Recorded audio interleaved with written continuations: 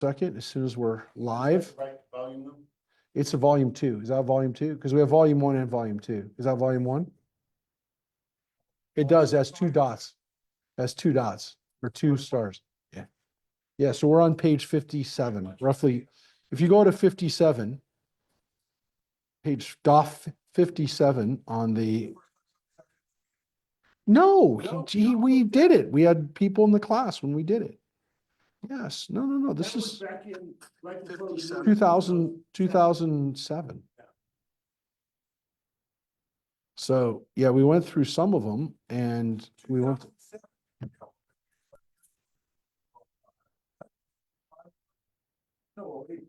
No, you joined in 04, 05.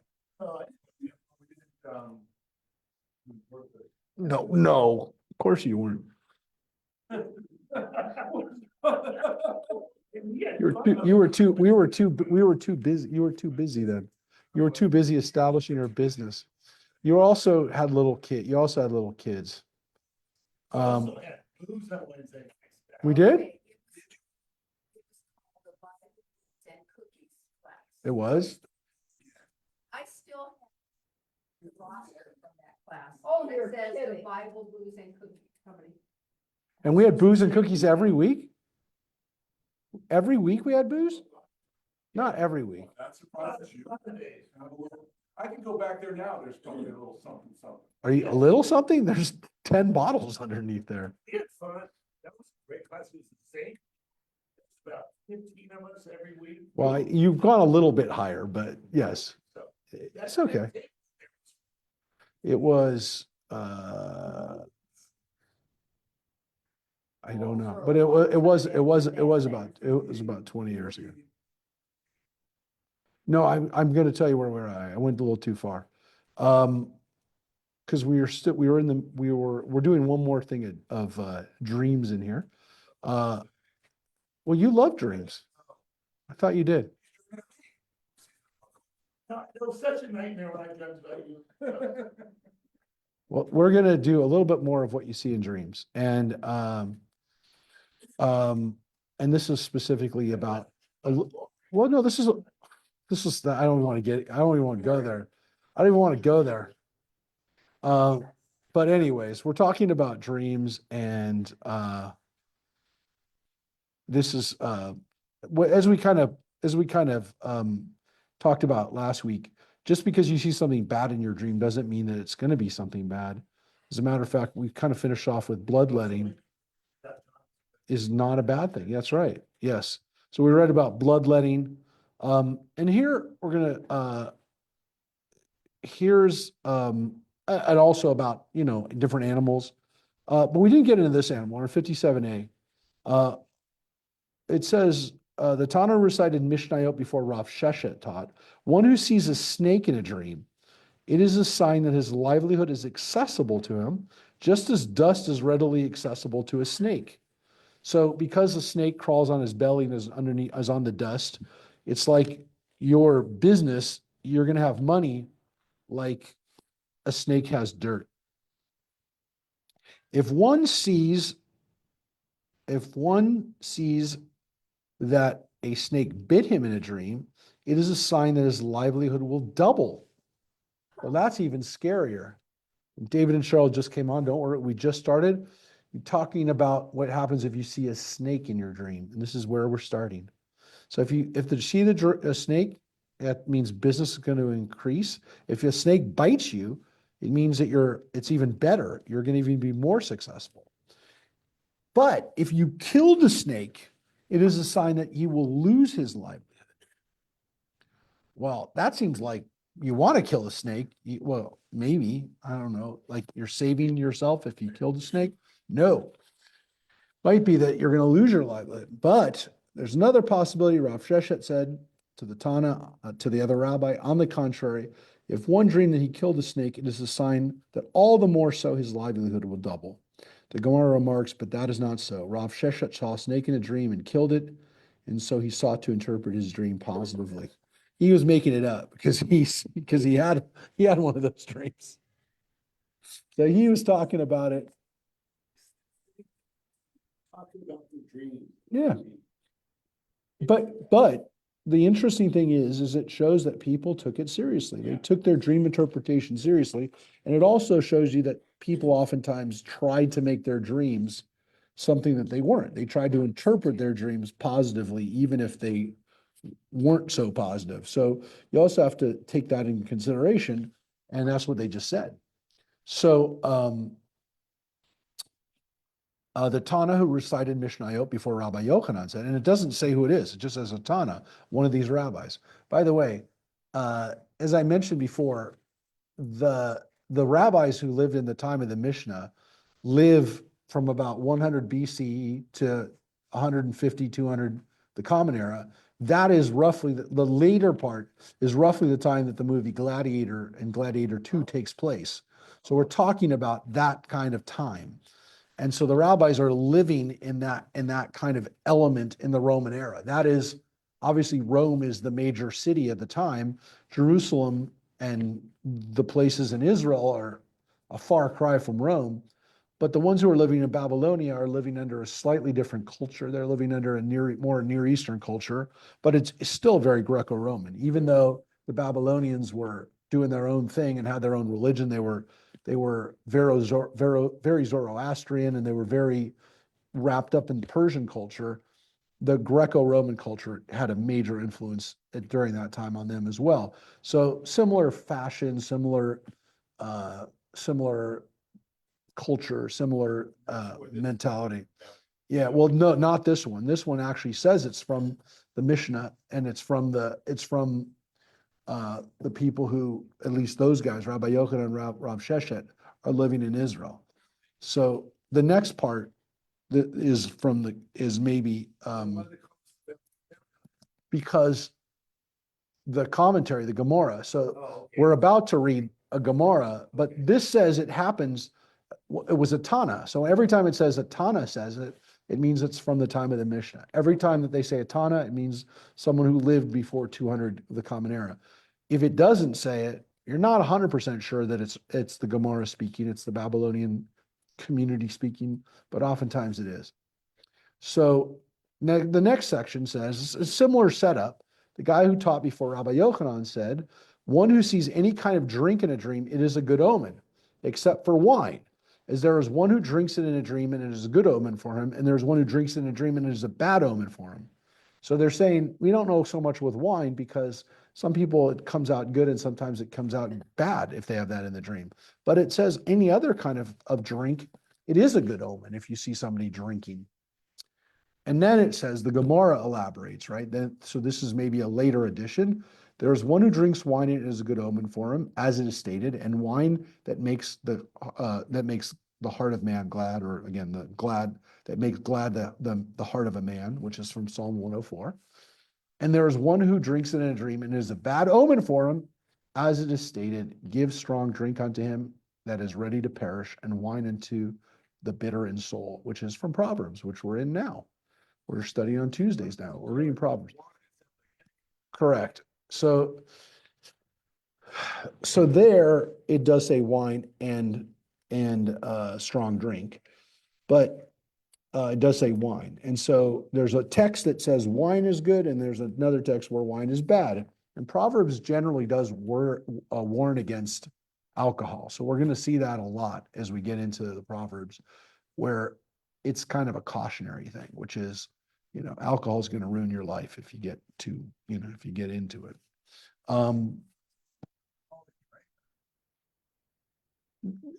Look, they drank wine more than we do, but they didn't just drink wine. And Jews knew, but Jews knew that wine could mess you up if you drank it all the time. They warned against it, and they warned against it already in the book of Proverbs.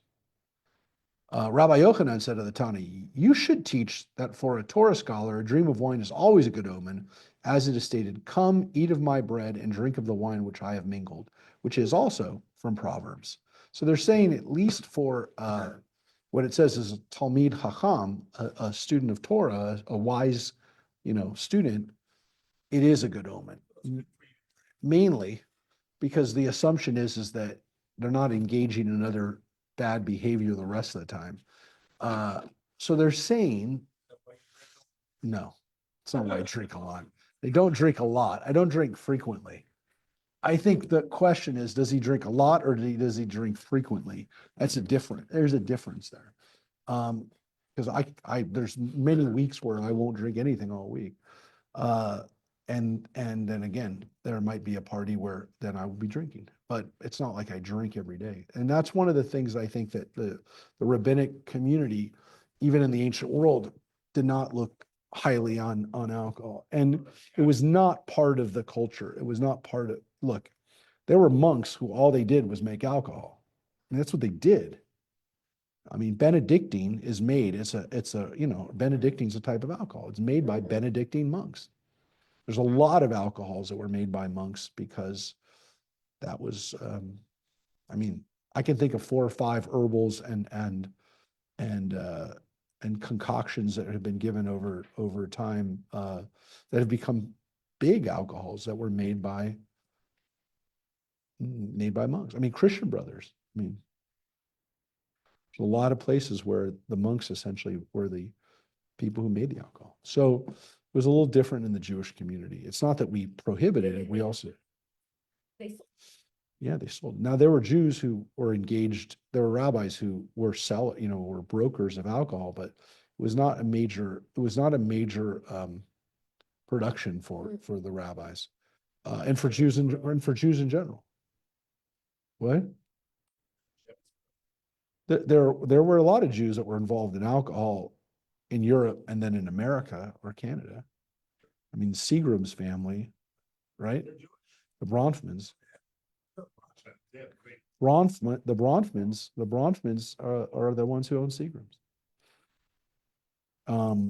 But there were a lot of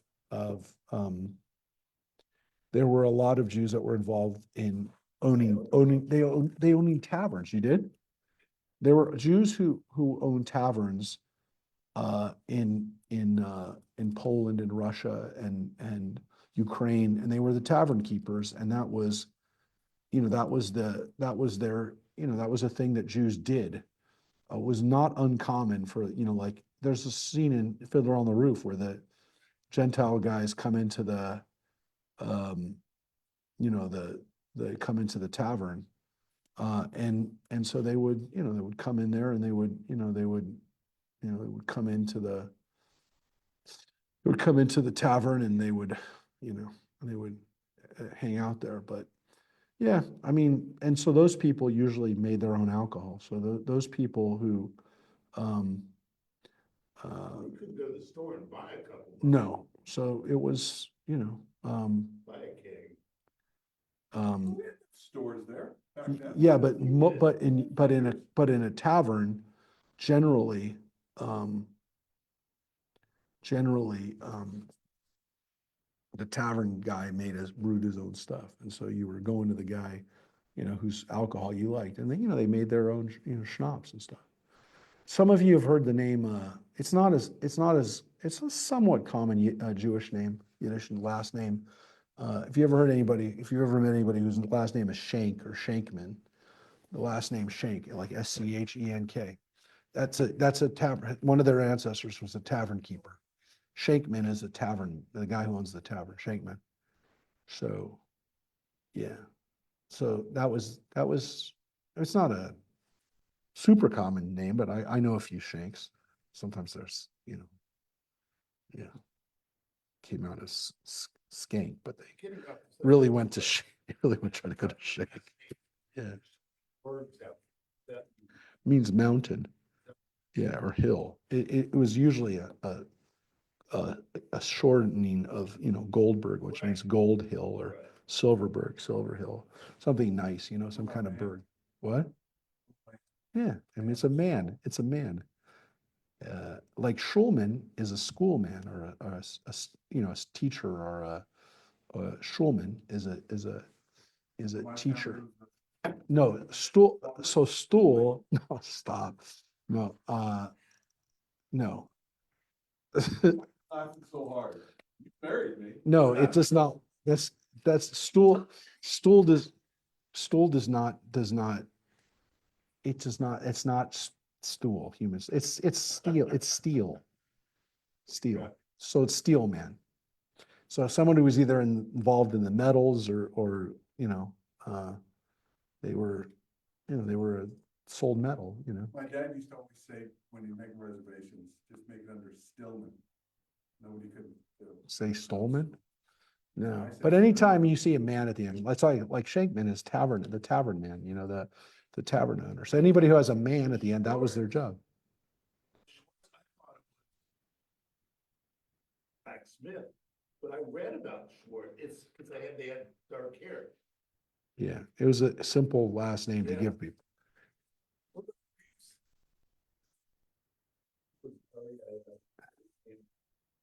So Weiss means white, right? So that's a very common name. It's actually the opposite of Schwarz. Schwarz and Weiss. So Weisberg or Weissman means white man. Schwartzman means black man. Reese, that's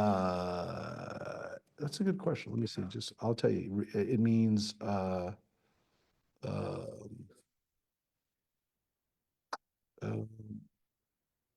some people say it's a rice dealer from the word rice, or a right, somebody who sold rice.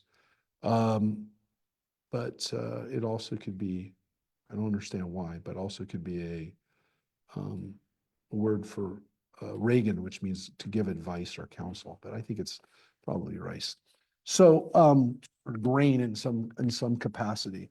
So now we're going to talk about people that are in your dreams. Now, if you've ever had a dream about a person, specifically now they're going to talk about some of the biblical people that we can have in our dreams. Rabbi Yochanan said, one who awakened in the morning and a verse immediately falls into his mouth, it's a minor prophecy. So if you come up out of bed, and it's probably not going to happen a lot, but it could, now that you're all studying Torah too, that you wake up and you start to say a word from the Bible. That's considered a prophecy. Okay, so that's something special. It just kind of comes out of your mouth in the morning. Listen, it hasn't happened to me many times. If it's happened ever, I don't remember if it's happened, but if it comes out, it's considered to be like something pretty special. So Yeah. you woken up, never had it on your mind? It's not that I've never had it in mind. It's that the verse comes out of your mouth. You actually say it. Not intentionally. It's just Like Shema, it's not the Shema. It's when you wake up and something just rolls out of your mouth from your dream. It's in your dream and it falls out of your mouth, right? Awakened in the morning and a verse immediately falls into his mouth. It just comes out. It's just spontaneous. Or it's from the dream, but it's not, you didn't think about it.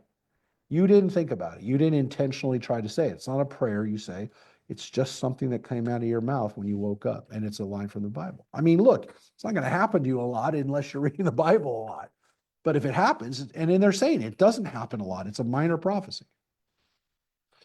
Now, they say, what happens though if you see one of these kings? And this is interesting because we read Psalms, which is King David, a lot of it, and then King Solomon is the one who wrote a lot of Proverbs according to tradition, right? So the sages say that three kings whose appearance in a dream is significant. One who sees David in a dream should expect piety. One who sees Solomon should expect wisdom. And one who sees Ahab should be concerned about calamity. And that's because, of course, King Ahab was horrible. He was a horrible king and died violently and was just considered one of the worst kings, though he did reign for a very long time and was very successful. But his end was not a good end, and he was not a good person. He finally got his comeuppance. But he's considered one of the worst Jewish kings. One of the other really, really bad Jewish kings is of course, King Herod, who lived 600 years later, and who figures into the new Netflix show, Mary, which just came out. If you haven't seen the Mary, I just started it. I haven't finished it yet, but it's gotten a lot of publicity because it was filmed with a lot of Jews in it, including Mary. And there were people who were objecting to Mary they were objecting to Mary being played by a Jew. And we were like, wait a second, she was Jewish. Why would you object to that, you idiot? But yeah, people were mad. And it's an interesting take on it. The guy who plays Herod is a little known actor named Anthony Hopkins. And so he's playing Herod, and it's not a great role. I mean, he's trying to make it a great role, I think, but he's kind of over the top. And he does movies sometimes, and you're like, how, like, he does that. He like has no discernment on, this isn't a great movie. Let's just put it that way. That's why you haven't heard about it. But he's not phenomenal in it. He's no, and he's playing Herod, which is a very interesting role, but I don't think it's really written really well. And the bottom line is, I can't imagine that he's doing this for anything other than the money. But yeah, there's no fava beans. There's no great scene yet that I've seen. He's very brutal though, very brutal. He's very violent, which is what King Herod was. He's flat out violent in this, which is true to character, but it's very weird. So no, they show him pretty much. I mean, they say that, they flat out say it in the thing, that he does whatever the Romans want him to do, and the Jews don't like him for that reason. But he also just shows him being violent to his own people, and going crazy, which is interesting. So he's definitely the bad guy in this, very bad. And he's not quite as sinister as he is in Silence of the Lambs, but he's very brutal, which King Herod was. So interestingly, though, the rabbis don't say that much about King Herod in the Talmud, even though he was much more on their minds because he was more recent. But they're a little hesitant to trash him for I think a lot of reasons. But I do think they saw him as kind of like a modern day Ahab, a very corrupt guy who kind of just does whatever he wants and is hated by his own people. So Ahab clearly is not a good thing to see. He's not a good person to see in your dream. But now, what about these prophets? Now, there are also 3 books of prophets whose appearance in a dream is meaningful. Now, it doesn't say the prophet, it says the book. This is weird. We've studied all these in the last year or so. One who sees the book of Kings, which is, of course, is the historical stories of the period, should anticipate greatness, royalty, right? It's greatness. It'll be great. One who sees the book of Ezekiel should anticipate wisdom, as the configuration of the divine chariot, right? What we call the Merkavah, is described therein, which is the chariot that God is on, the very crazy, almost looks like a spaceship that Ezekiel sees. So that's considered to be a sign of wisdom. And the one who sees the book of Jeremiah should be concerned about calamity, because Jeremiah prophesied extensively about impending calamity. And that is, again, what Jeremiah is about. Now, Jeremiah is not a bad guy. He's not like Ahab in that he's bad, but the book is a one of calamity. Now, quite frankly, there's a lot of calamity in the book of Ezekiel too. But because the book of Ezekiel has this vision of the chariot, it's got something very special there. If you see Ezekiel or the book of Ezekiel in your dream, maybe you're seeing that, right? You're seeing the divine chariot. That's why you had the dream. Jeremiah, you got to be worried about. If you see the book of Jeremiah, again, it says the book. You see the scroll. You see the. It literally says the scroll. It doesn't say the book. It says the scroll or the sefer, which can translate that as a book too, but we understand this would be like the scroll. So if you see the scroll of Jeremiah, that's not a good thing, because he talks a lot about destruction. So you should be a little scared if you see that. Okay, so that is, it also shows you how important those 3 books are. The book of Kings, the book of Isaiah, and the book of Jeremiah, from that second section, Nevi'im. Now we get to Ketuvim. These are the 3 books of the writings, which, by the way, it tells you that by the time this was written, they very much saw the Bible being divided into those sections. The book of the Torah, the book of the prophets, and the book of the writings. Now, it doesn't say here the people that you see from the book of the Torah. It talks about the kings. So it's got kings, the books of the prophets, and writings. And here it is. One who sees the book of Psalms should anticipate piety. Well, that makes sense because that was written by King David, according to tradition. One who sees the book of Proverbs should anticipate wisdom, right? That's supposedly written by Solomon. One who sees the book of Job should be concerned about calamity, which, of course, because that's the next book that we're going to read in our Tuesday morning class. The book of Job is about a guy who suffers, right? Job, everybody understands that. Even if you haven't read the book recently or ever, Job is known as the guy who suffers for no reason. Say the suffering like Job is a phrase that we use even today. So that's the bad one. So we have two good ones and one bad one in each one. And actually, it's not even two good ones. It's specifically wisdom or piety, wisdom, and then calamity. Those three things. So it's set up with each one. Okay. Now, that's what we have there. Now they're going to change it a little bit. Because this one for writings, it actually says three other books. There are also three minor books, and that's what it says. It says not minor, but smaller books. Ketanim, these are the little books in the writings. And there's are the significance of one who sees the Song of Songs in a dream should anticipate piety. Now, according to that, that was written by Solomon. That book's written by Solomon as a love story, as it describes God's love for Israel. Okay, so that's love, God's love for us. One who sees Ecclesiastes, which of course is wisdom literature. It's very much like Proverbs. It's got sayings that are very famous in Ecclesiastes, right?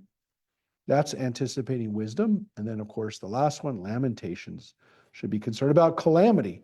And one who sees the scroll of Esther, it is a sign that a miracle will be performed on his behalf. And so this last one, they added a fourth thing, which is miracles coming to you. So not just piety, not just wisdom and calamity, but then finally a miracle. So you can see that these smaller scrolls, which we're going to get to on Tuesdays as well, Song of Songs, Ecclesiastes, Lamentations, and Esther, they're all read, by the way, for certain holidays, right? All of these. There's only one actually missing. We have 5 scrolls for the holidays. The 5 scrolls, the one that everyone knows is the scroll of Esther for Purim. But for Lamentations, we read that on Tisha B'Av. Ecclesiastes, we read on Sukkot. Song of Songs, we read at Passover. The only one missing is the one we read for Shavuot, which is a woman named Ruth, Book of Ruth. So they don't have Ruth. Yeah. The tradition of reading these scrolls. Well, some people do. People read them wherever they read them. On those days, that's what the books you're supposed to read, the traditional books. So there's 5 scrolls that we have, 5 Megillot that were written, that were read on certain holidays. So in some synagogues, they're read. They're not long books, except for Esther is the longest. Song of Songs is 4 chapters. Ecclesiastes, I think, is 12 chapters. What? No. Lamentations is 5 chapters. And Esther is 9 chapters. Sure, it's fun, but we're going to read them in their entirety with in-depth discussion when we get to them. So Song of Songs is 4 chapters. We'll probably read that in one session. But Esther, we're going to read probably over 3 sessions. We're not going to read that in 1 2-hour block. A lot to talk about. Now, Jonah, we read, of course, on Yom Kippur. That's not considered a scroll. It's also from the books of the prophets. That's an example of a very short book of the Bible. It's 4 chapters.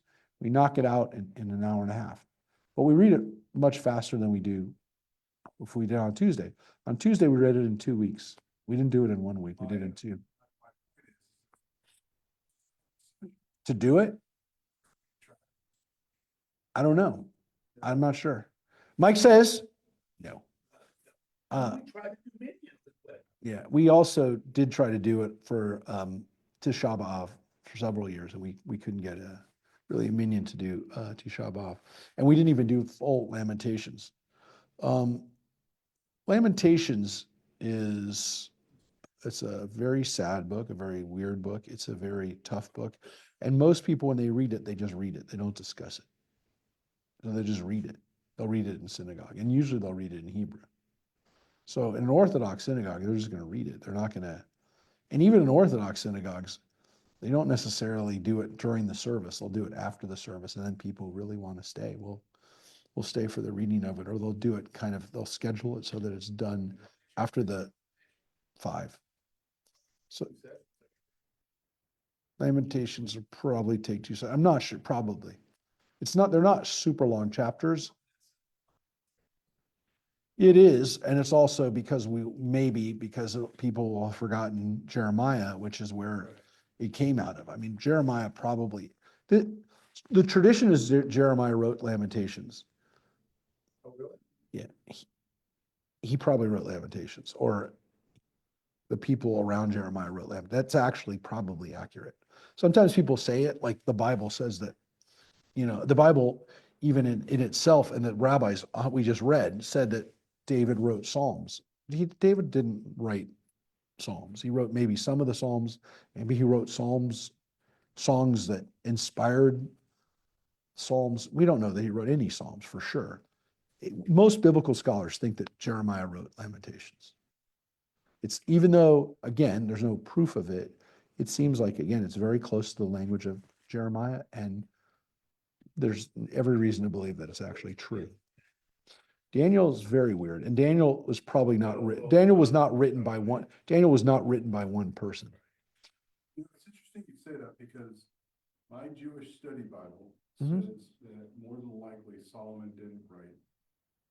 Right? Yeah. And in this one, in a footnote, Yeah, because it's an Orthodox translation. this one. Yeah.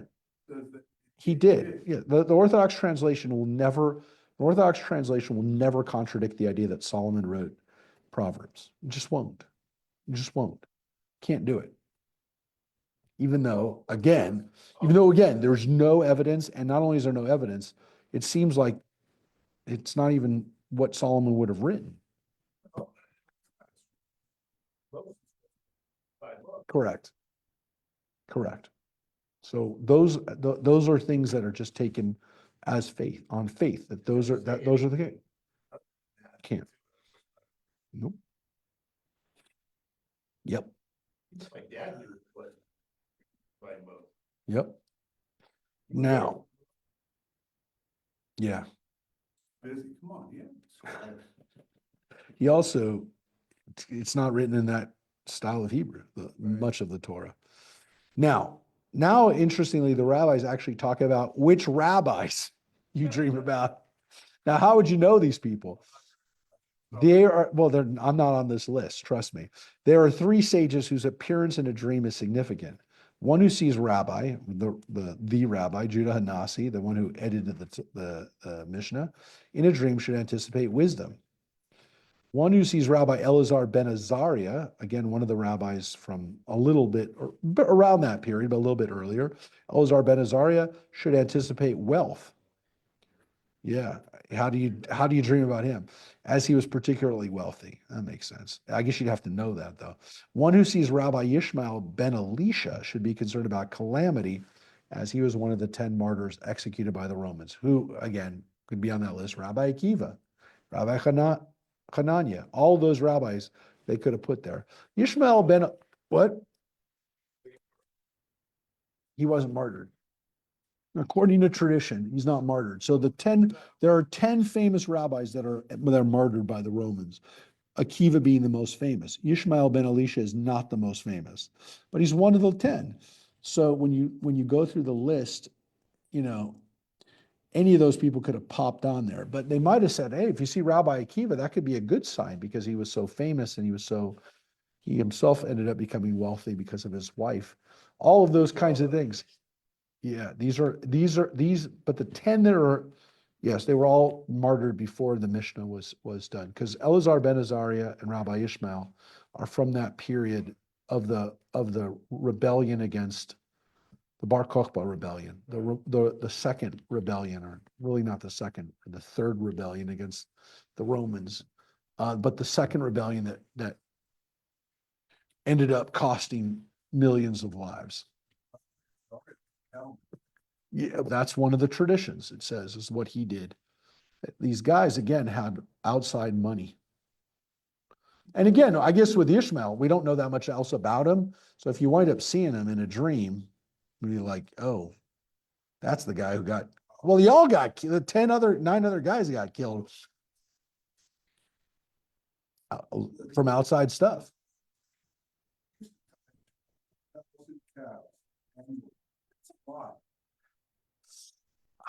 sounds like a symbolic number. It sounds like but again, tithing means that, again, that was, that, remember, that's 10% of his wealth. So that's a lot of wealth. That's what his tithe was. So that's an example of rabbis that you would see from the Mishnah. There are 3 Torah scholars who, despite their greatness in Torah, were never given the title rabbi. They're not called rabbi. So we know of them because they're mentioned in the Mishnah, but again, they're oftentimes not called. They're not called rabbi. They're known by their name, their father's name, or by their nicknames. And these are all contemporaries, if you recall, of Rabbi Akiva. One who sees Ben Azai in a dream should anticipate piety. One who sees Ben Zoma should anticipate wisdom. And one who sees Acher, right, Elisha ben Avuya, should be concerned about calamity as he strayed from the path of righteousness. Now, Acher, again, is the guy that we just called the other. He's not even called Elisha ben Avuya. He's called Acher, the other. And he's the guy who, again, according to tradition, went to the dark side. And remember, according to tradition, Rabbi Akiva, Ben Azai, and Ben Zoma, and Acher, all 4 of them went to Pardes. They all went to heaven on mystical journey. And only Akiva came out okay. All the other ones, all 3 others, Ben Azai went crazy, Ben Zoma died, and Acher went to the dark side. So it's a cautionary tale about engaging in mystical pursuits. There's a punishment for it. So those guys in your dreams would mean certain things. Of course, Acher being the worst. You'd think the other 2 would be bad too. But again, they're not. According to this, the only bad one is if you see Acher in your dream.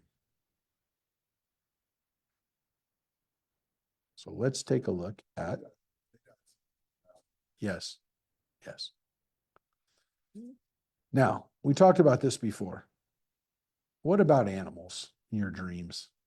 All types of animals are auspicious for a dream, except for an elephant and a monkey.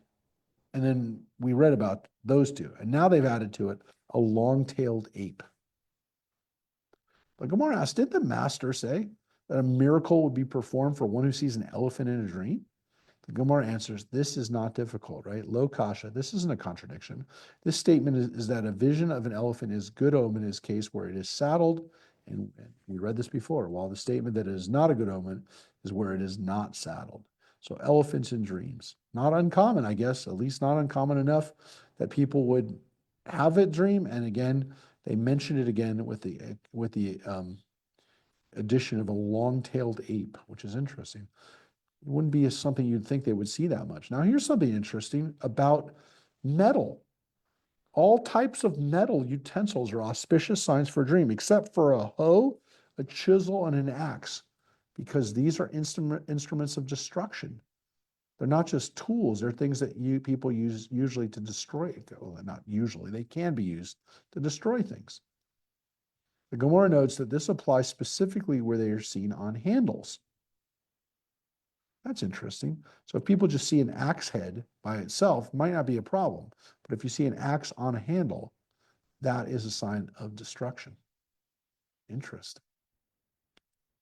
I don't know if you've ever had a dream of a hoe before, but of a chisel, maybe, or an axe.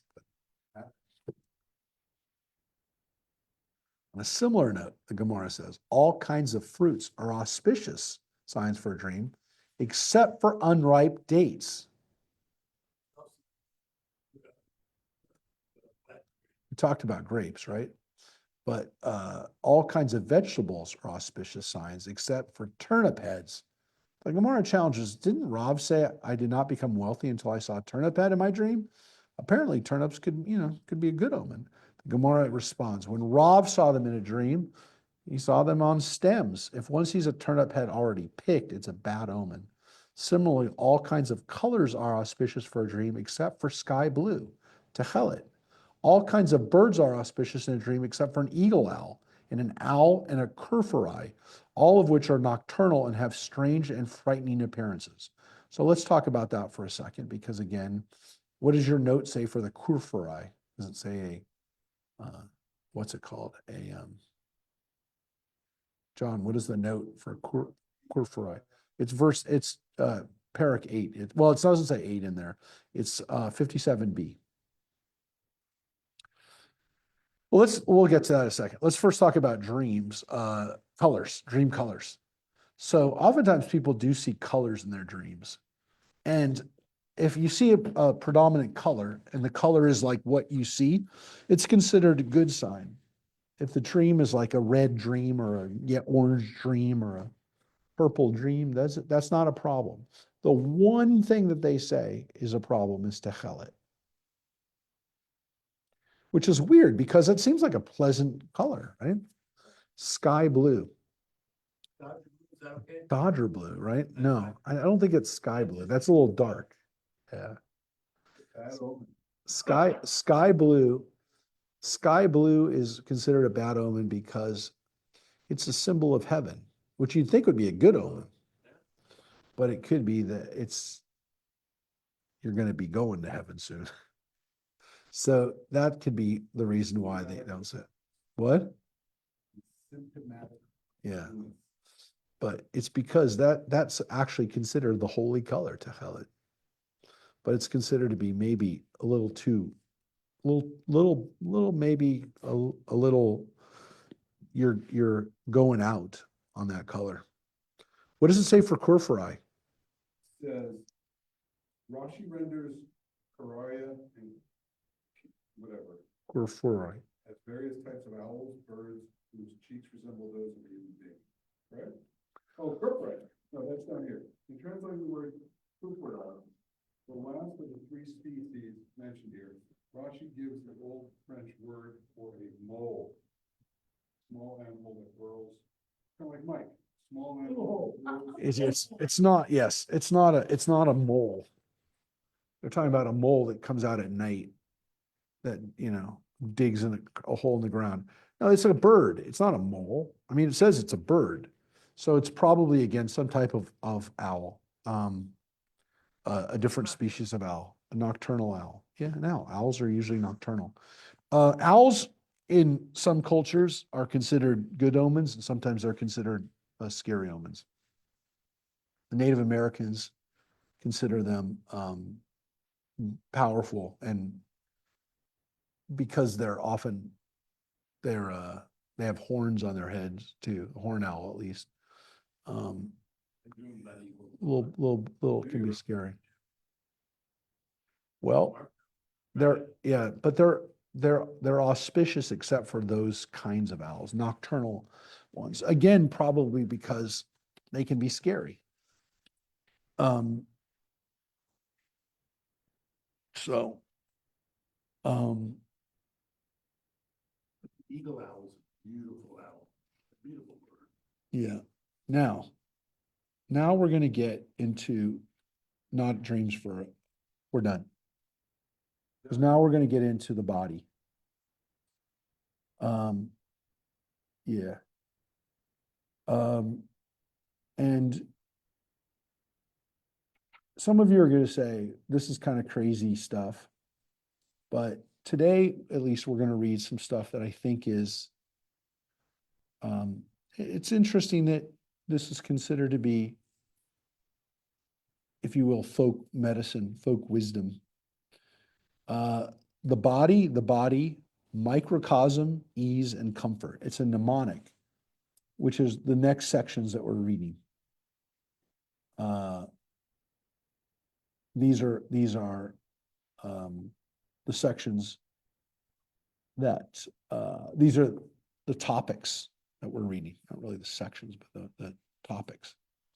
So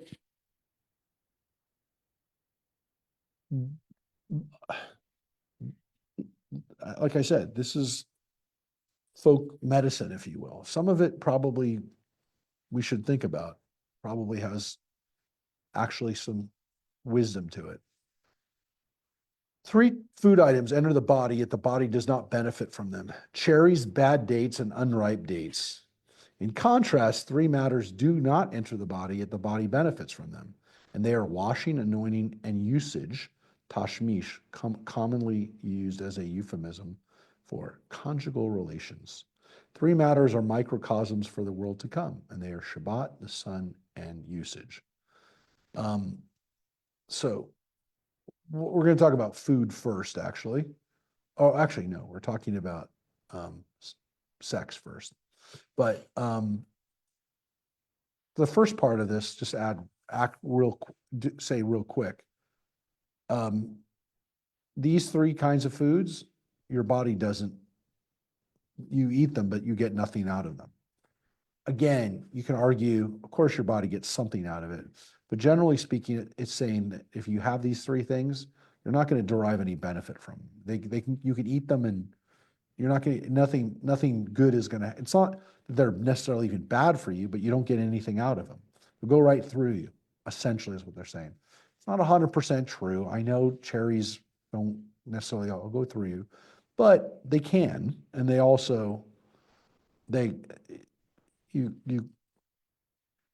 can eat them and nothing, you wouldn't derive very much benefit from it. The bad dates and the unripe dates, obviously they had a lot of dates. They ate dates all the time, but eating certain kinds of dates, we weren't going to get anything good from them. The things that your body doesn't actually take into it, but you get benefit from it, are washing, anointing. Washing's obviously bathing. Anointing is using oils and perfumes and those kind of things. And the last is sex. Why? Because it's not going into your body necessarily. You're not eating it. You're not deriving benefit from it. It's not passing through your body, but yet you benefit from it. And then that leads them to this other statement, which is, there are three things in this world that give us a taste of the world to come: the Sabbath, the sun, and sex.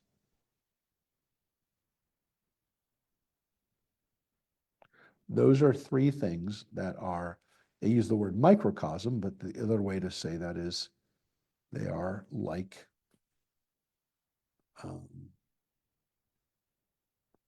they are a taste that, these are like the Olam Haba, the world to come.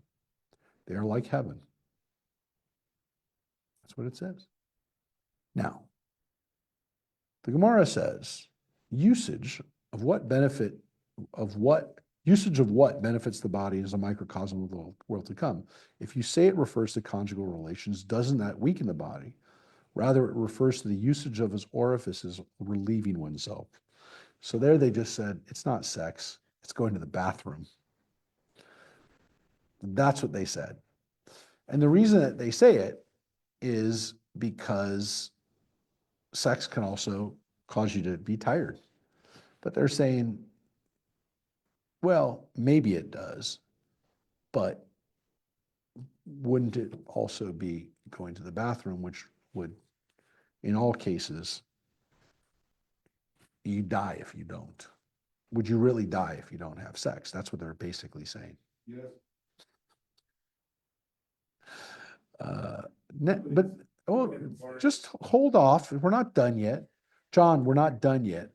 Three matters ease one's mind, and they are voice, sight, and smell. When they are pleasant, right? And they're good. Three matters give a person comfort, and they are a beautiful abode, a beautiful wife, and beautiful vessels. And that's a very famous line from the Talmud. Now, again, of course, they're saying this for a man, so there's a feminine version of this too you could add. But the first part, that these things help us find comfort and help us find some peace. So all of those kinds of things, if you think about it, with the exception of maybe smell, though they've tried it before, are part of what we do when we watch a movie or watch something on television or see something in front of us that it gives us enjoyment. Smells oftentimes do as well, but we usually don't do that as part of our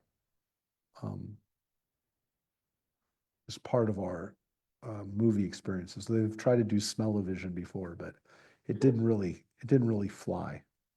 But definitely, when we think about it, the things that we enjoy things we enjoy, the music we enjoy, or the voices we hear that give us enjoyment, the things we see that give us enjoyment, and smells oftentimes do as well. And we have a very deep connection to the things that we smell.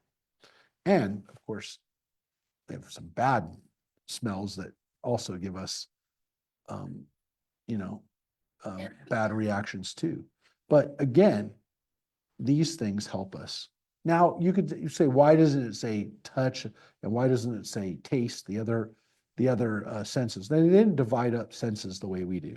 It's not that they didn't know those. Of course, they knew that taste and touch were senses, but they didn't focus on using those as saying we have five senses. They just didn't refer to it that way. But they did understand probably that, taste could have been included in that. But what's interesting about it is that, of course, taste goes into our body. Usually, goes into our body. It's going to have an effect on our body, tasting something. But these other things, we experience them, and we don't necessarily have to even come in contact with anything. We don't. Touch is also, you have to touch it. It has to actually touch you. These other things, you just be sitting there and you experience them. These are all experiences that don't necessarily require us to move or to do anything, to lift our hands. We can just sit here like this and experience these things. So these are things that can give us joy. Now, what's interesting about it too is that people experience these things. They experience these things in worship. We don't do it anymore, but because we only use incense now for Havdalah. But incense was used in the temple. People definitely heard music and they saw stuff happening for them in the temple. There was a visual experience. So Jewish worship used to use all of these three things. And to some extent, when you go to a place, you experience something like a concert or a sporting event, you're oftentimes experiencing those things.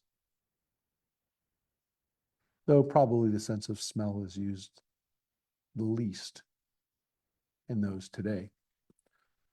Probably because, people try to not create smells that are not comfortable for people.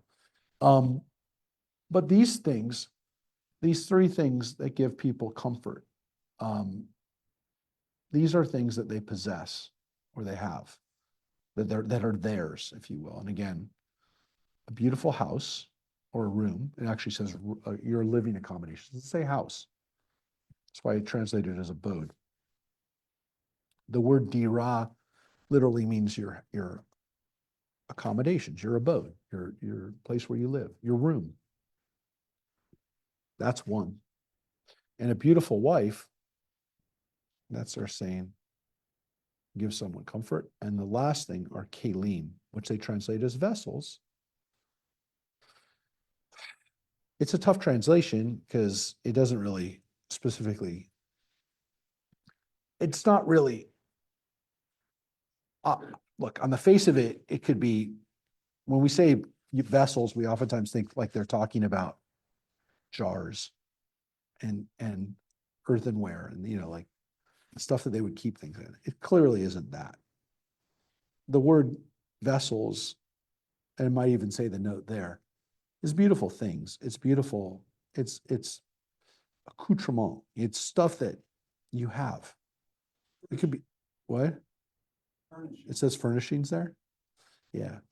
It could be anything that you have, but it's basically the stuff, your stuff. As George Carlin used to joke, your stuff. Where do you keep your stuff? It means that having a beautiful home is great. A beautiful abode is nice. But you got to have some stuff. You have to have your stuff. So that's what that is. So if you have those three things, I mean, the Talmud just basically said, if you have those three things, you'll be comfortable, you'll be happy. Be happy with those three things. Again, the last one's a little vague because it could be whatever utensils or whatever vessels, whatever furnishings, whatever things you have in your home that give you comfort, that give you joy. But it basically says it's not just an empty house. An empty house and a wife probably going to be missing a couple of things. At least your wife's probably going to be disappointed that you don't have a lot of stuff. The next thing, this is a very interesting thing, and it probably gets to why it's here, right after we talked about dreams. The numbers 5, 6, and 10 are mnemonics for the categories to follow. The Gemara says there are 5 matters in our world. The first is 5, which are 1/60th of their most extreme manifestations. We'll explain that in a second. Fire, honey, Shabbat, sleep, and a dream. Those 5 things in the world are examples. They are tastes of things that exist that are much, much bigger. Fire is 1/60th of Gehenna, hell. Fire represents hell. It's not anywhere near hell, but it reminds us of it. It's a little piece of it, if you will. Honey is 1/60th of the manna that we got in the desert. It must have been like honey. It must have been sweet. It must have been enjoyable like honey. Great, great food because it's sweet and it's sustaining and it has good health benefits and it's great stuff, right? Isn't honey good for you, Joyce? Joyce, isn't honey good for you? Yes, very good for you. It's antibiotic, it's healing, it's smoothing. It's Joyce is a big proponent for honey. You're a big proponent for honey. And the what's it called? The pollen, right? Bee pollen. I thought you liked that too. You know? You never had it? A little pollen stuff? I think so. Oh, thought you liked honey. Shabbat is 1/60th of heaven. So we read about that before. Shabbat is a foretaste of the world to come. Sleep is 1/60th of death. It's a little taste of it. And dream is a 1/60th of prophecy. Dreams give us a little taste of prophecy, a little taste. So these are 5 things that exist in our world that we come into contact with regularly that are little tiny tastes of these much bigger things, much bigger, very deep things. There you have it. So we were just talking about dreams, and dreams are a little taste of prophecy. Now, 6 matters. So those were 5, 6, the 6. As I said, these are all folk medicine things. 6 matters are good omens for the sick: sneezing, sweating, diarrhea, a seminal emission, sleep, and a dream. Why are these 6 things good omens for someone who's sick? Well, we'll tell you why. There are parts of the Bible. Sneezing, as it says in Job, he sneezes, flash forth light, which is that sneezing, when you sneeze, you come to see the light of the world. That's interesting. Your brain kind of opens up when you're sneezing. So they're saying, yeah. So that's what they're talking about. So this is not what Job was referring to, but it did use the word sneeze, forth light. So again, we're going to be reading Job later, but if you look at the line from Job, it's crazy, right? So what it's talking about is the Leviathan. It's talking about the giant monster. They're talking about can you draw out the Leviathan by a fish hook? Leviathan is the huge sea monster, right? And it says about Leviathan in the poetry describing him, it says he sneezes flash lightning and his eyes are like gleaming. Now that's the Leviathan. But because that line exists, sneezing is a good omen. Sweat as it is written, in the sweat of your face shall you eat bread. That was what God originally told Adam and Eve, specifically Adam, that you're going to sweat, but out of your sweat, you're going to get food. It's going to be good omen. Diarrhea, as it is written, he that is bent down shall speedily be loosed, and he shall not go down dying into the pit, which is a line from Isaiah, which they take to mean you're not going to die. That's interesting. Oh, Yes, well, take that uh, look, they took it to the extreme, but that's what they mean, that it's considered. Look, most people would consider that. No one would consider these things normally good, but the rabbis are telling you they're not necessarily bad. They actually can be a sign that you're going to be better. Well, I guess from the standpoint that if you're not doing any of these things, you're probably going to die. If you're not going to the bathroom, not a good sign. But yeah, these are things you'd think are bad, and they're saying, not necessarily. These could be signs that you're actually getting better. A seminal omission, as it is written, that he might see his seed prolong his days. Not exactly what Isaiah meant, but it does say seed in there, and it clearly means his children. So they took from that it's going to prolong his days. Sleep, as it is written, I should have slept, then had I been at rest, which is also from Job. So sleep would be good. Well, Job isn't sleeping, so that's bad that he's not sleeping. No, everybody else, you're sleeping, that's good. And then the last one, a dream. That is written, wherefore you recover me, vat halimenu, and make me live. So the word vat halimenu is interpreted etymologically as being similar to the word halom, which means to dream. So the word recover me, they connect to the word halom, which means to dream. Again, they're interpreting the word as being connected to dream. Again, part of the reason why it's here is it's talking about dreams and the fact that dreams are a sign that you're going to get better. Well, I guess if you're not dreaming, it's fair to say you might not be getting better. Could be very bad if you're not dreaming as you're sick. So these are all signs that you'd think maybe would not necessarily be good, but they're saying, no, they maybe you're turning the corner. That leads them now to talk about a little folk medicine. I don't know. Take it for what it's worth. It's 2,000 years old. 6 matters cure a sick person from his illness, and their cure is an effective cure.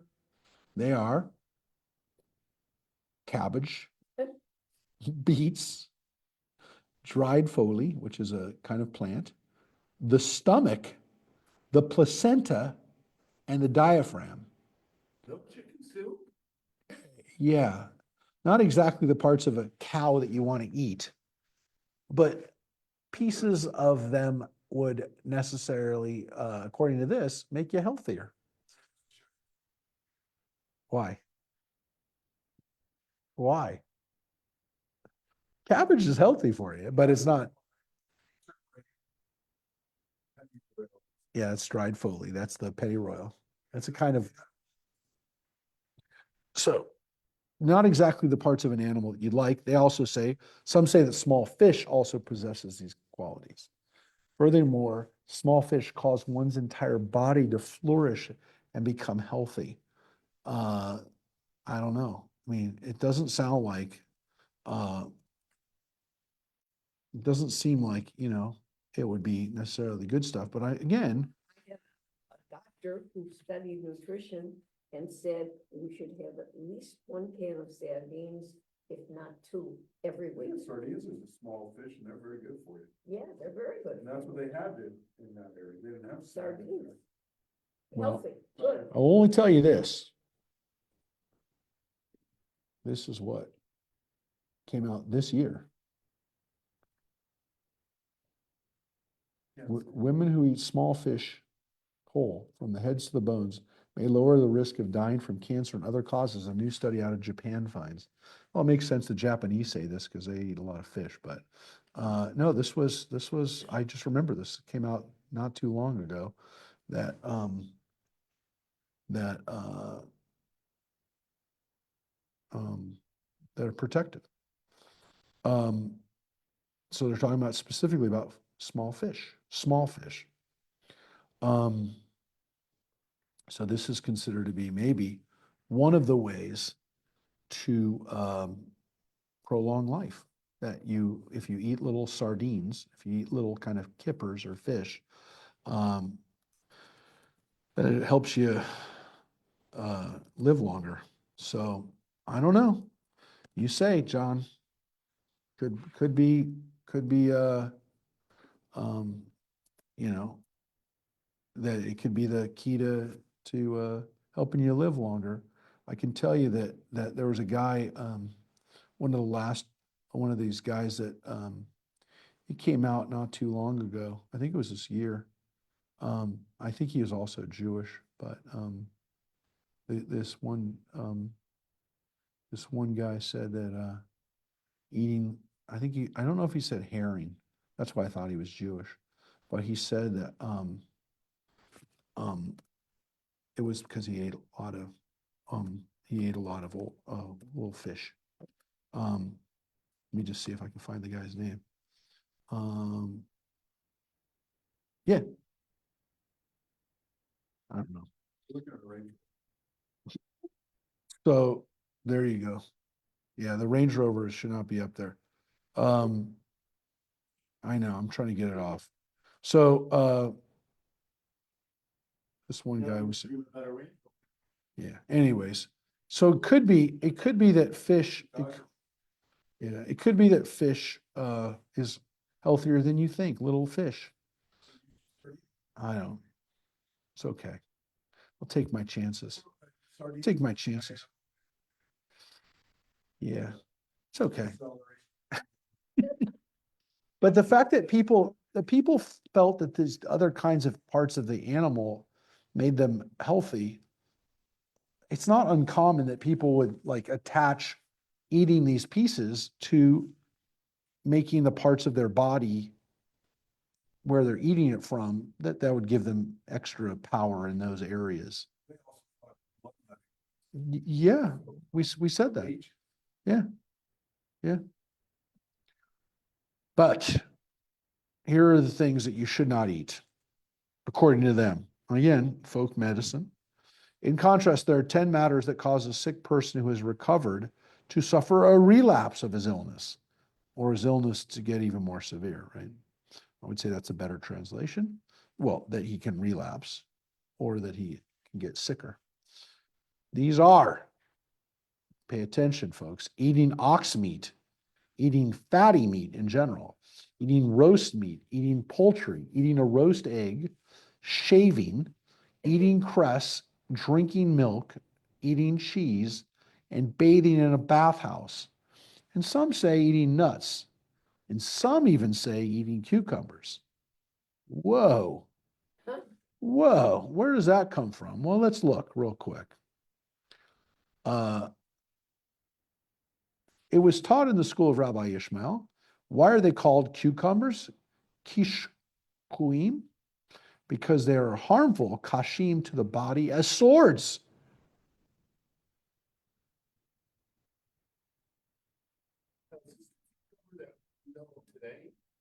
Yeah, yeah. I'm maybe a little tougher.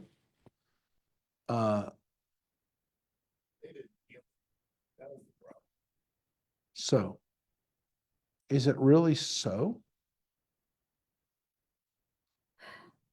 They said, it is not written, and the Lord said to her, 2 nations, Goyim, are in your womb. That's what Rebecca was told. The Gemara says, do not read it as Goyim, rather read it as Gaim, proud ones. And Rav Yehuda said that this verse was fulfilled in those great individuals who descended from Rebecca, Antoninus, and Rabbi Yehuda, whose tables, because of their wealth, never lacked for radish, lettuce, or cucumbers, neither in summer nor in rainy season. Apparently, cucumbers are good and even in the delicacy of kings. So they're saying, are cucumbers really bad for you? Because the kings were eating them, right? Can't be bad if kings were eating them. And they're saying, look, what's interesting about this too is they've now said that Judah Hanasi, of course, is a descendant of Jacob, and Antoninus is a descendant, as the Roman emperor, he's a descendant of Esau. Oh, And so they're saying that Rebecca was the mother of both the Jews and the Romans. Now, this is a very interesting idea, and it's one that the rabbis play off of a lot. The idea that the Edomites were the Romans is a very strange idea because it doesn't really seem to be based on geographical possibility. But the Jews saw that everybody who was, again, well, at least the people who they dealt with, who were their enemies, but they saw as rivals, they saw them as the Edomites. So the Edomites were a rival of the Jews during the time of King David. But later on, they weren't. The Edomites were no longer that powerful. Eventually, they disappeared. They became part of the Nabateans, the people who built Petra, and then the Nabateans got absorbed by the Arabs. Now, interestingly, you'd think the Edomites would be the Arabs because they actually were. If you want to know where the Edomites are today, any descendant of the Edom are either living in Israel as Jews or they're living in the Arab countries as Arabs. But the rabbis, on the other hand, saw them really as the ancestors for the Greco-Roman peoples and later on the church. We don't know because we don't know who was Edomite. We don't have anyone who can bring forward and say, he's an Edomite. And so anyone who's related to him has the Edomite DNA. Now, it's possible if we ever can determine that there's an Edomite grave and then we can get the DNA out of that grave, then we can actually say this is a person who's, the Arab people that live in Jordan today, for example, or Saudi Arabia are descendants of the Edomites. Maybe we could say that. We can't yet. We can't do that with a lot of the ancient world, at least the Middle East, with the exception of the Jews and the Arabs.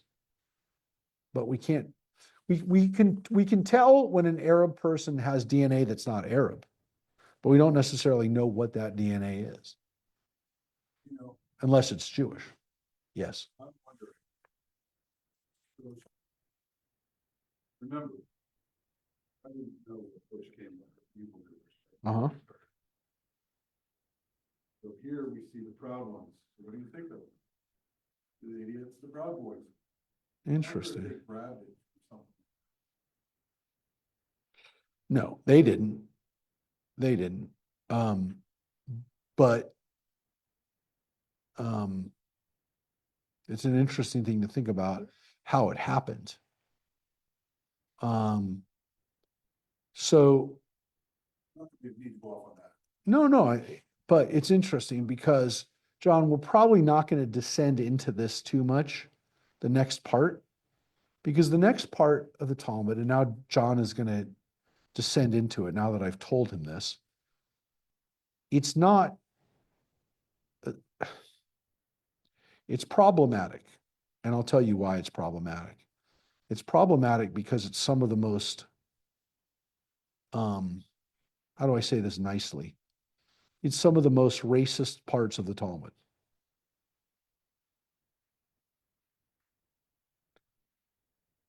Uh-huh. So, well, I know, but now that I've said we're not going to look at it, you might look at it. You might decide to look at it. Look, part of it is, of course, they're living in a very difficult time. It's on the next page. It's on 58. You don't have to look at it now. Don't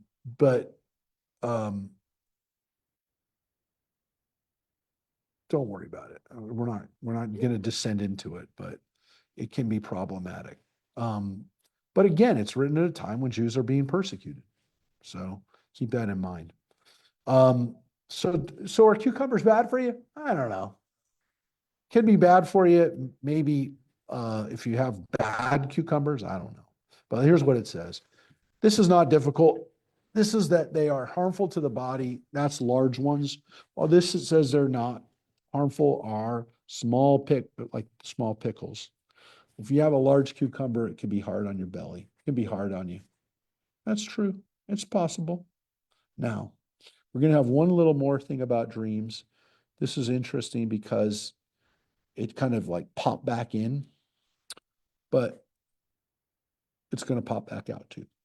With regard to dreams, the sages taught, one who dreams that he sees a corpse in his house, it is a sign of peace in his house. If the corpse ate and drank in the house, it's a good omen for the house. If the corpse removed vessels from the house, it's a bad omen for the house, as it suggests the corpse is taking someone from the house with him. Rav Papa explained, this is only if the dream was with regard to a shoe and a sandal, as it indicates that someone from the house is going to embark on a long journey. As the sages said, everything that a corpse takes in a dream is a good omen, except a shoe and a sandal. Everything that a corpse gives in a dream is a good omen, except dust and mustard, which looks like dust as it portends to burial. Now, this means when it says that it's a corpse, now, if you're dreaming about somebody who died a long time ago, like King David, I mean, King David is technically a corpse, but they're not talking about King David coming to you as a corpse. If you have a dream where somebody's coming to you as a dead body, like a zombie, that's what they're talking about. But they're also saying that in general, it's not a bad thing, unless, again, in these small situations, that it could be, they could be a bad omen. But generally speaking, it's not a bad omen. So they're saying, like, even though it's scary, it's not necessarily bad, which is something that they've done many times.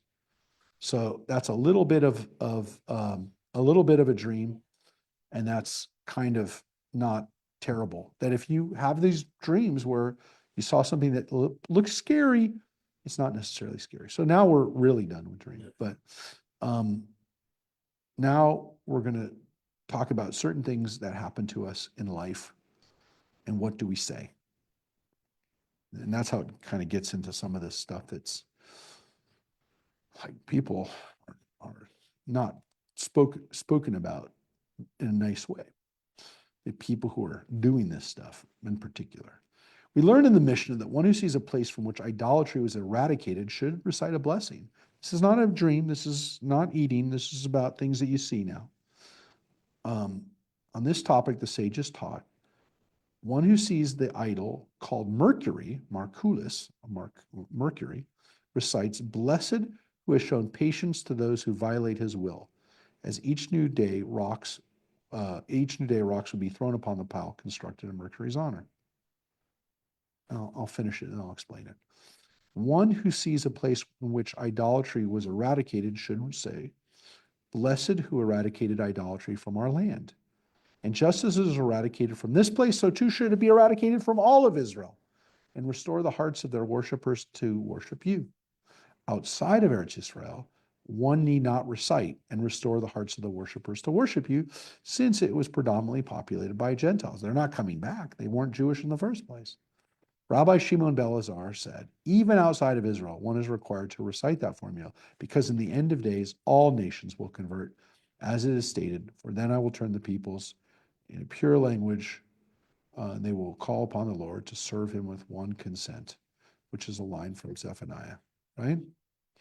And the lines are, again, I will make the people of pure speech so that they will invoke God by name. So this is this vision that we have.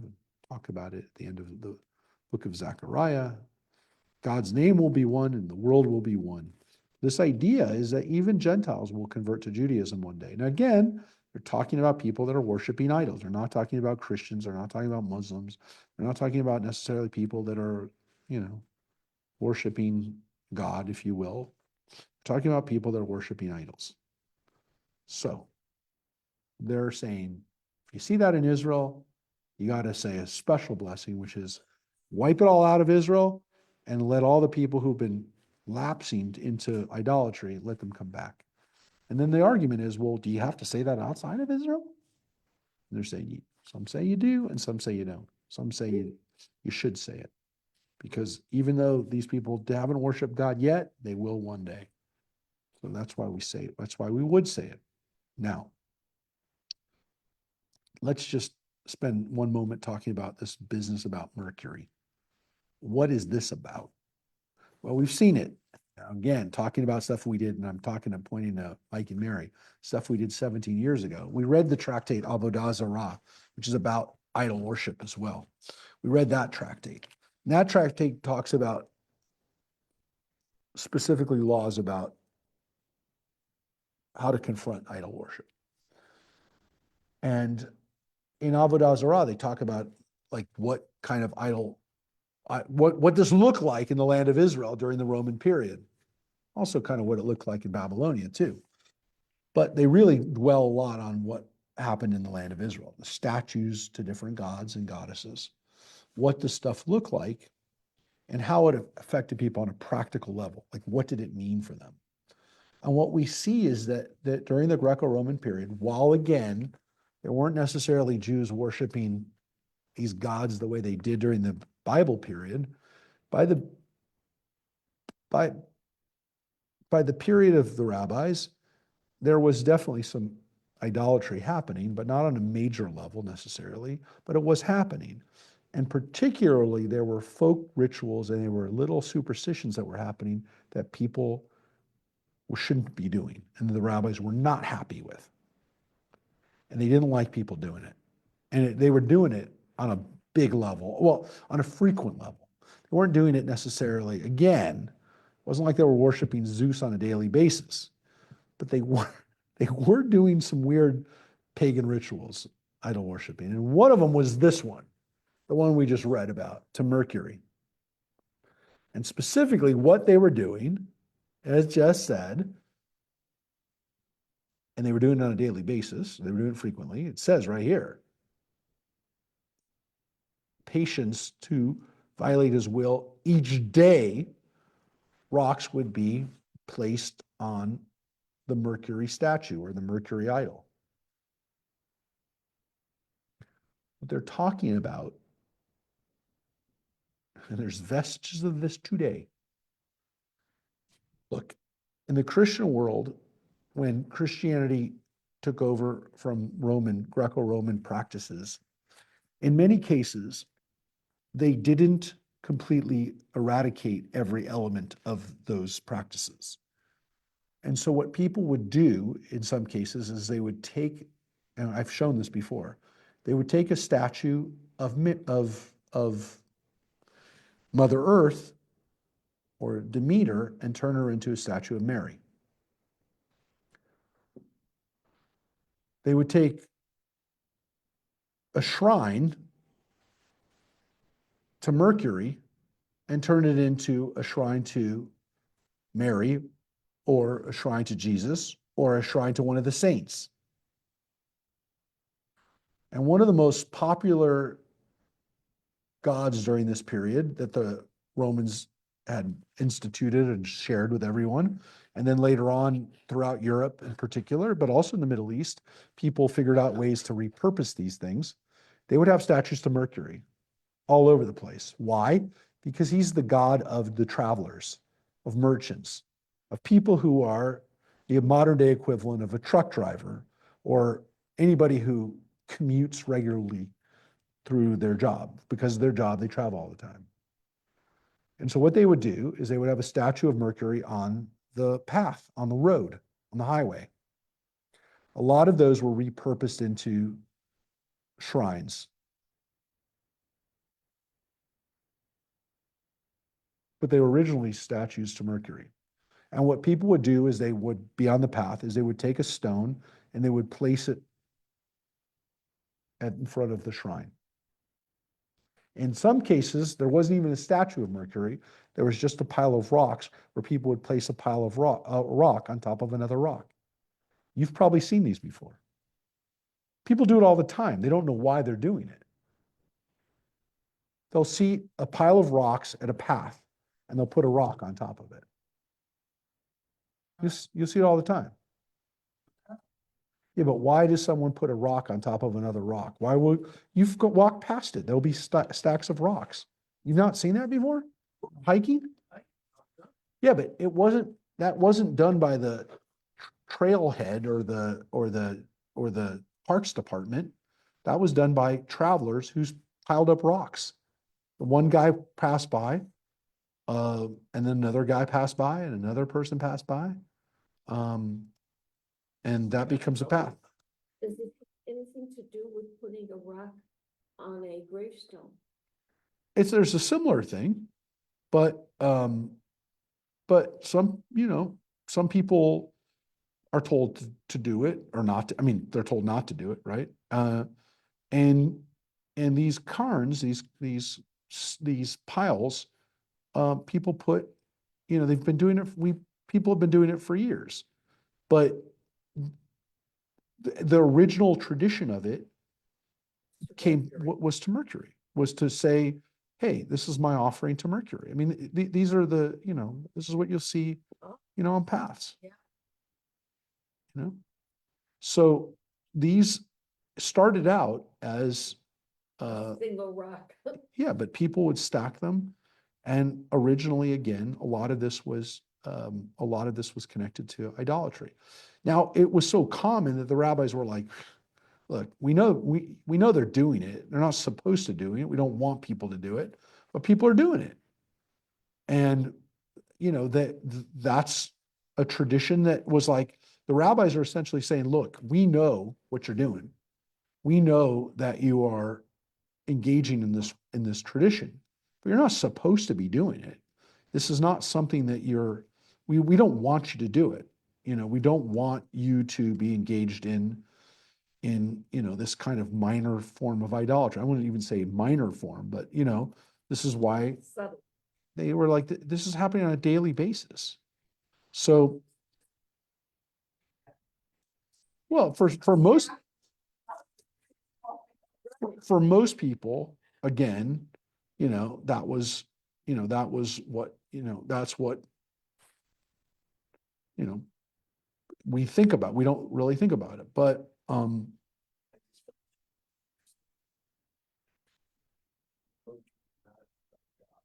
because he was the god of travel. So if you look at, I mean, here's like the.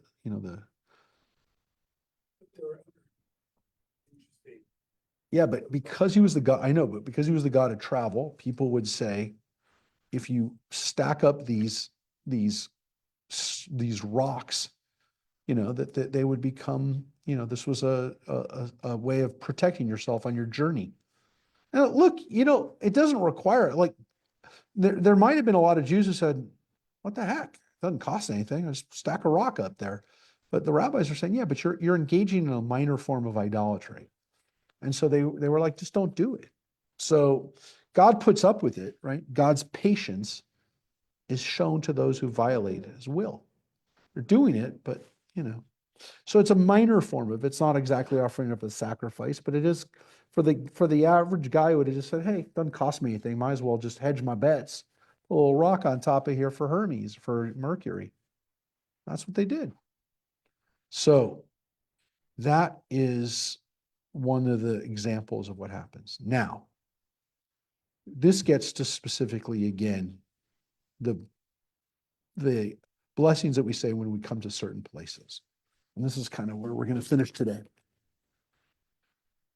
One who sees, Rav Hanunas said, one who sees the wicked Babylonia, right?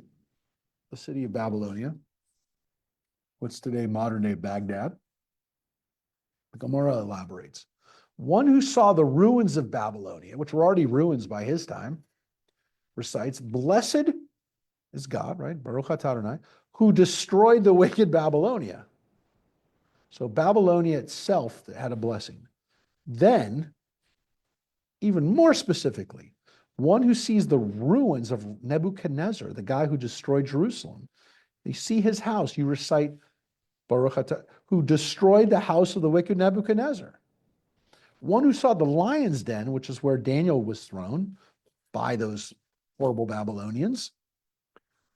He was thrown into the lion's den, or the furnace, which the other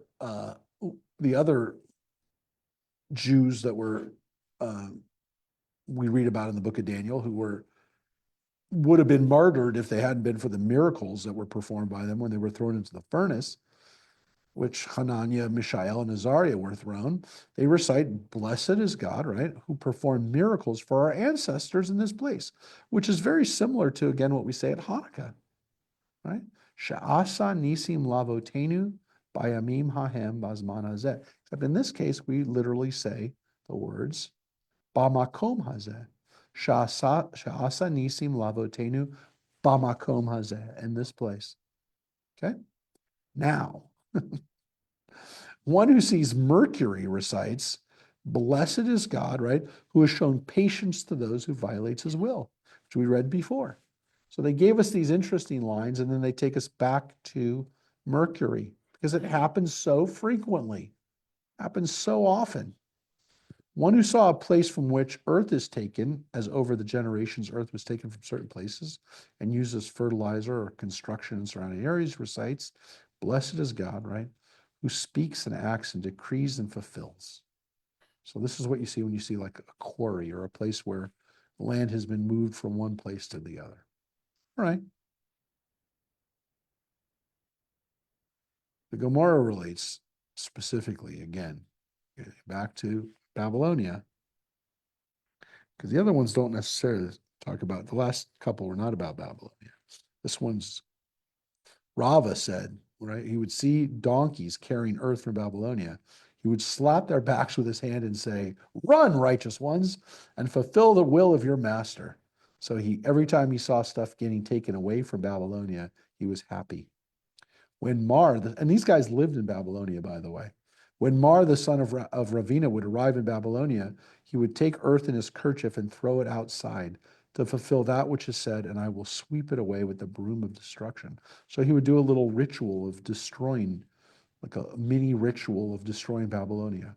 Rav Ashi said, "I've never heard the statement of Rav Hamnuna that one who sees Babylonia the wicked must recite 5 blessings. However, based on my independent reasoning, I recited all those blessings. I didn't even know that, but I said those blessings when I saw Babylonia." Now, were the rabbis here giving us a little sign of what they were going to say when they saw an end to the Romans? Probably. Because they're probably not just talking about the fact that we say this for the Babylonians who are destroyed, but what about when we see when Rome is destroyed? Whenever it happens, we'll see the same things. So it could be when we go to Rome and we see the Colosseum, or we see some of the Roman construction that was built on our backs, right? The backs of Jewish slaves, like the Colosseum. And when we see it, we say, God destroyed this stuff, or at least we've seen their destruction. Similar to, again, what we see here, which is, "Blessed is God who destroyed the wicked Babylonia." They definitely were projecting into their own day and their own hopes.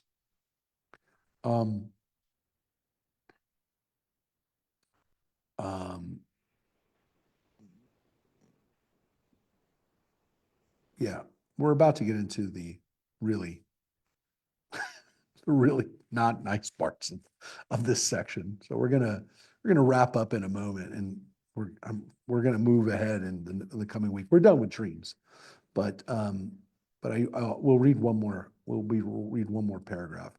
Again, it's only because these are not, I would say, places where the Talmud, sets the pattern for Jewish behavior.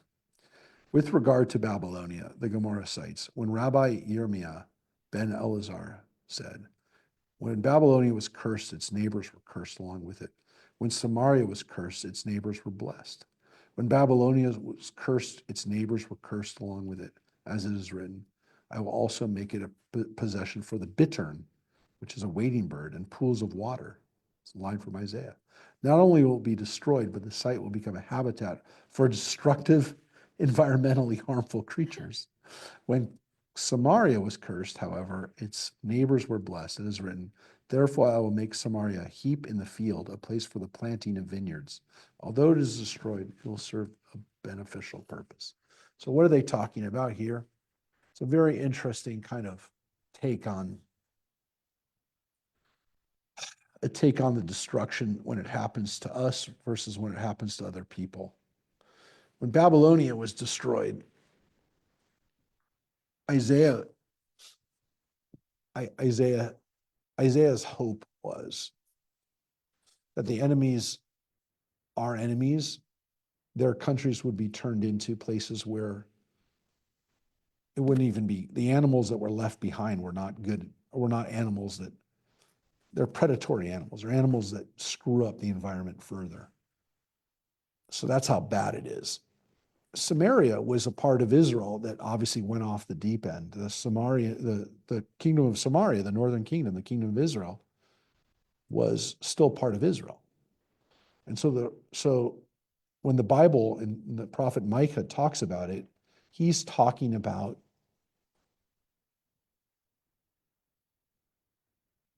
the fact that that part of Israel was not going to become a place where people couldn't live anymore.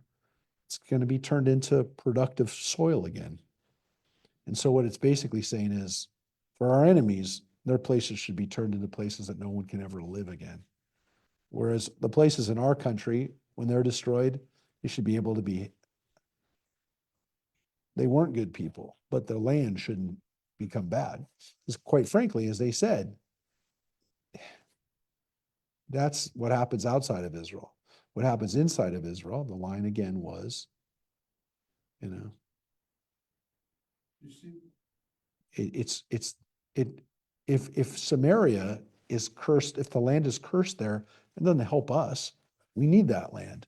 So, I mean, I'm going to just give you a horrible analogy, but it's not an analogy that, well, I'll give you the analogy and then the analogy of like, so when Israel today bombs Syria, it's not like we care what happens to the place after the Syrians come back and build it up. I mean, like today, by our sensibilities, we don't want to turn it into a radioactive wasteland, but we don't really care because we're not going to be living there anymore.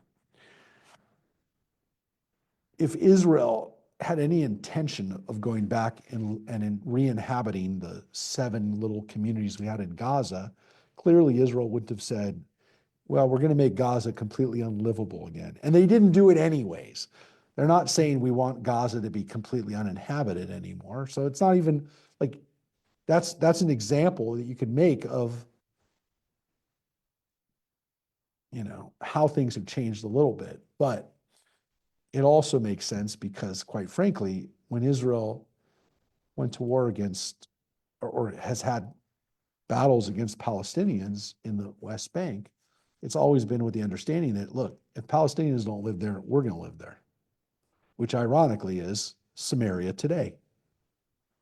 So the Samaria, right? We call it Judea and Samaria. The West Bank in Israel is called Judea and Samaria. If again, I don't want people to say I encourage this because I didn't encourage this, but if the city of Nablus was destroyed tomorrow, Jews wouldn't say, good thing Nablus is a wasteland, that should always stay a wasteland. Nablus, which is in modern day Samaria, Jews would say, let's settle in Samaria. Let's make Samaria a Jewish city again. 100% would do that. So in a way it's changed and in a way it hasn't changed. All I'm saying is the mentality of understanding that if it's in your neighborhood, you don't hope that it's never going to be inhabited again, versus if it's not in your neighborhood, which I guess even a better example is not what happens in Syria. I'm only saying that because it just happened today. But if it happened in Iran, for example, if Israel dropped a bunch of bombs on Iran, on their oil production facilities, which should happen, God willing, very soon, if that happened, we wouldn't say, well, it's a good thing it happened there because it's miles and miles away and we're not going to have to breathe those toxic fumes. One could say that. I didn't say it, and it shouldn't be, that second part shouldn't be there. But you can understand why someone would say it. And so, we have settlements. yes. Yeah. Yes, but I'm talking about in Samaria itself. Like if the modern day city of Samaria is Nablus. Nablus is sitting on top of Samaria. It's sitting on top of that city. The whole area is called Samaria, but the actual city of Samaria, it's sitting on top. Yeah, they don't live there anymore though. And they're not they're our friends. There are so few of them that yes. Elected official wants to rename it. I'll send you the article. Wants to rename what? West Bank. US American. Maybe it's an American official, American elected. I'll find it. Look, we're going to finish with one thing. It's the most racist thing we're going to see today, and that's all we're going to see. We're going to be done with it. It's because the second part is a nice part. One who sees the multitude of Israel, 600,000 Jews or more. How are you ever going to do that? It ain't going to happen a lot. It's not going to happen in our lifetimes. 600,000 Jews all in one place. That's what happened at Mount Sinai, right? Blessed is God who knows the secrets. One who sees a multitude of Gentiles says, your mother should be sore ashamed. Yeah, it's pretty racist. I told you. Now, it's a line from Jeremiah, right? Yeah. The whole line is, your mother should be sore ashamed that she bore you, she shall be confounded. Behold, the hindermost of the nation shall be a wilderness, a dry land, and a desert. Look, Jeremiah lived during the time of the destruction of the temple by the Babylonians. He wanted the Babylonians, our enemies, to be like that. He didn't say every Gentile should be like that, but, that was the assumption for it. Now, let's just explain this one thing, though. The sages taught, one who sees a multitude of Israel recites, blessed are you, God, who knows all secrets. Why is this? He sees a whole nation whose minds are unlike each other and whose faces are unlike each other. And yet he knows all secrets. God knows what's in their hearts. Now, Ben Zom once saw a whole lot. It doesn't say how many he saw. He saw a chlosa, a multitude, standing on a stair at the Temple Mount. And he said, blessed are you, God, who knows all secrets. Blessed are you who serve me, which is an extension of that. But this blessing, which we're supposed to say, and this is why I want to focus on the positive. When we see a multitude of people, it doesn't have to necessarily be Jews. If we say, when we see a big group of people, you go to a big stadium and you see 100,000 people, 50,000 people, right? Whatever. You see Dodger Stadium filled with people. And you say, God, you are blessed are you, God, who knows Harazim. You know the secrets. Why? Because when you see a multitude of people, I mean, we see it even in a small group, even the people who are sitting here, the people who are online with us right now. But consider this. Every individual is different. Every individual has a whole world, a whole universe going on. And God knows all of it. It's all part of God. Every one of those people is part of God. And so when you think about that, what's the blessing we see when we see a multitude of people? Blessed are you, God, who knows the secrets, who knows all of this. God, you know everything that's going on in each of these people. How miraculous is God that, again, how do we recognize the miracles of God? In those secrets, in those individual, in understanding the individual, which we can't do. We don't understand ourselves. Can't figure out ourselves. I don't know what's going on in me. But God understands every single person that's sitting there. The totality of all those experiences are all part of God. And so that's the amazing thing to think about, is what's going on. And when we feel that, when we understand, when we're in a group of people, whether it's our own people or any group of people, there's a miracle that goes on when you see that in the many people. What's interesting is that we especially see it, and again, the example we just saw was Ben Zoma's example of seeing the people at the temple. But when we have a lot of people come together at the high holidays and recognizing that at those times when everybody's in the same place doing the same thing, that within everyone's secret, within everyone's individuality, within everyone's miracle, their universe that's going on in that moment, they're all in the same place. Everyone's chosen to be at the same place. at the same time. Now, when you go to a stadium, right?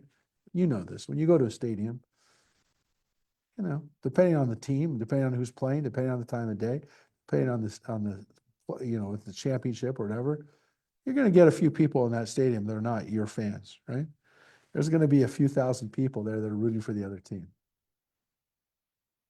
When you come into a temple, when you come into the temple, you come into a church, when you come into a concert,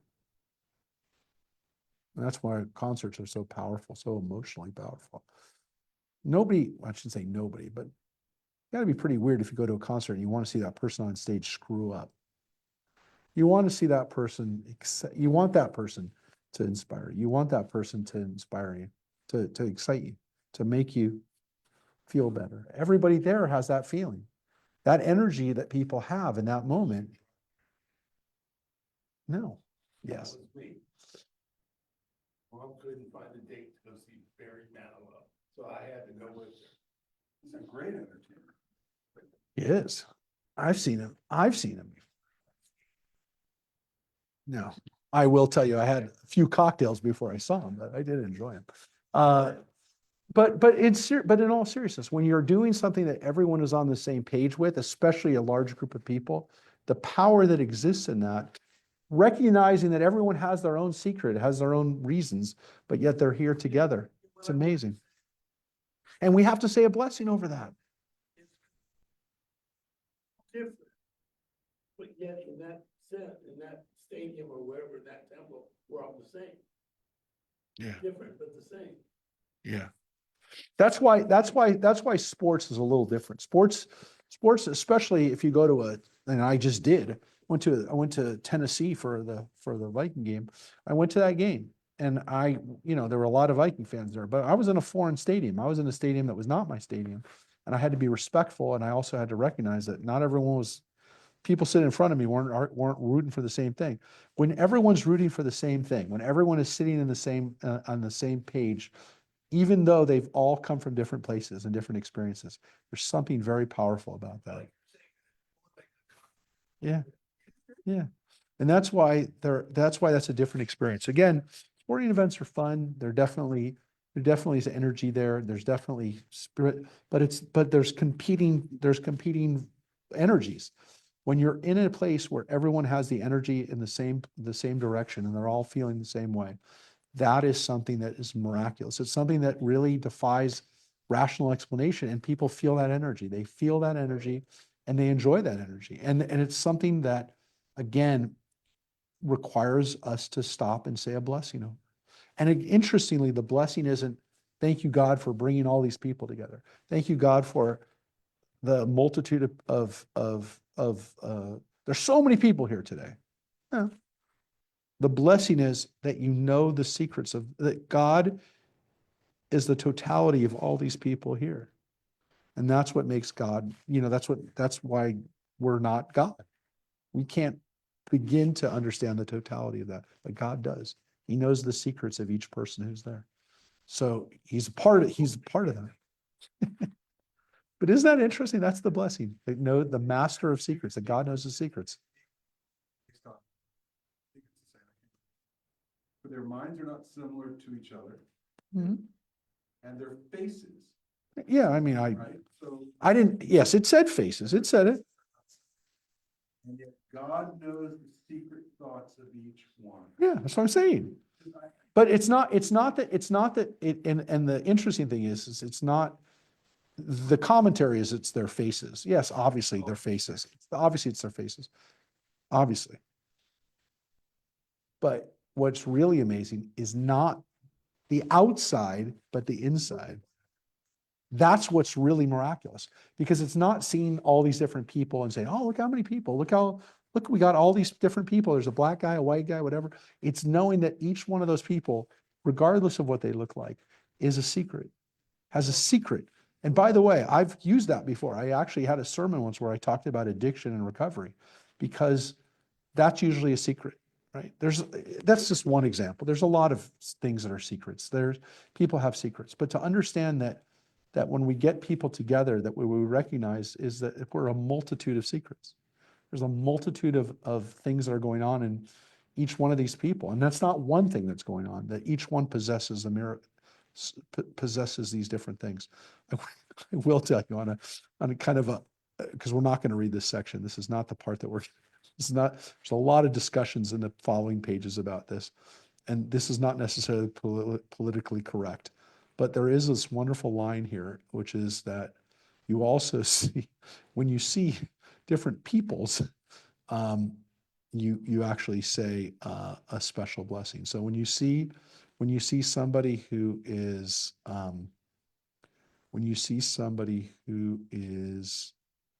black or has very white skin, that there's actually a blessing that you can say for when you see somebody who looks very different. It's right here. One who sees a person with unusually black skin, one who sees a person with unusually red skin, a person with unusually white skin, an unusually tall or thin person, a dwarf, or one with warts. One recites, "Blessed are you, God, who makes creatures different." However, if you see one who's an amputee, a blind person, a flat-headed person, a lame person, one afflicted with boils or spotted people, you say, Baruch Adonai Dayan, I met. Why? Because if they were born that way, that's the way God wanted them. If they got afflicted with something, then we have to say the blessing, which is, it's the blessing we say when we hear somebody's that died, which is, it's out of our control. Like, I'm sorry. It's not, I'm sorry, but it's like, it's in God's hands. It's one of those kind of things where we say, but if we see people who look very different and they were born that way, we say, blessed are you, God, who makes creatures different. You make people different, which is, of course, maybe not politically correct to acknowledge, but it is this understanding that look at the multitude of the way people look, which gets to, again, what John was talking about as far as looking at people with different faces. I mean, the Talmud said that, but it's definitely not the key thing. The key thing is this understanding that what we really understand is that everybody has stuff going on inside. And that makes us pause and say, again, amazing, right? It's amazing that we're all here at the same time for the same things, given all the other things that we're thinking about. But this understanding too, that everybody has a secret. Everybody has stuff going on inside that we don't necessarily know. And sometimes we know, and the people that we're closest with, the people we know their secrets, or we think we know all their secrets, even in that, we don't know everything they're thinking. And it's an important thing to recognize, that the people that I'm with, the people that I'm even married to, the people that are my kids, whatever, the people that I married, the people that are married to those people, think about it. They have stuff that we can't possibly know. We can't know the way they think about things. Well, sometimes I wish I knew, but sometimes I wish I understood. You don't sometimes wish you understood how your wife thought about things?